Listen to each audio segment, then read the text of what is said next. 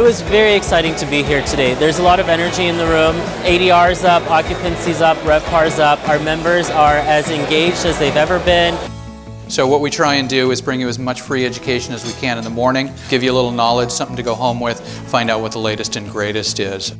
For a branding campaign, you're going to spend a much higher amount off the top, but you're going to hit a much larger audience. A branding campaign is a great way to start building that relationship with people that might not know about your brand otherwise. Being here today allows us to network with a lot of owners and decision makers, and that's of course who you want to talk to, get information that's cutting edge that only they have access to. You know that you have a policy. It's super important to communicate that to your people. And not that you have those policies in place just to have them, but that you really believe in them. You're always going to be a target of getting some type of class action or some type of what they refer to as called a PAGA action. And so you can run into pretty significant penalties if you have a large workforce. So you got to make sure your policy really lines up with the law.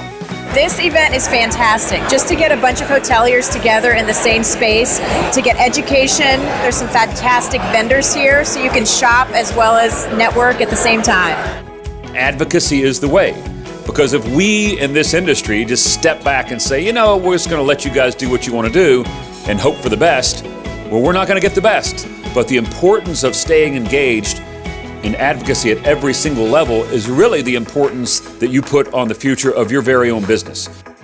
They wanted to classify housekeeping as a hazardous job, which doesn't sound like a big deal, but in the state of California, the Department of Labor, Cal OSHA, it's a super big deal. We get into a whole different level of litigation. We had record attendance in all of our educational sessions. The trade show floor is vibing. It's really exciting to be here, and it's really exciting to see the level of engagement.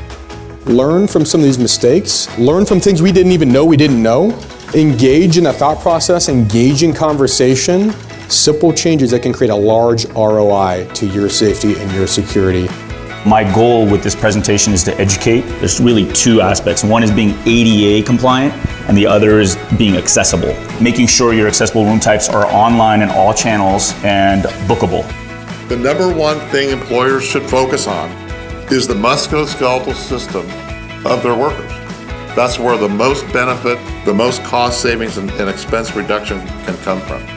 Musculoskeletal Injury Prevention Plan, I'm going to call it an MIPP. We have developed one of these for our members, free of charge. Ostensibly, it should be a very good thing for the industry. The more involved, the more information you get, the more you realize how beneficial this organization is for you and your business.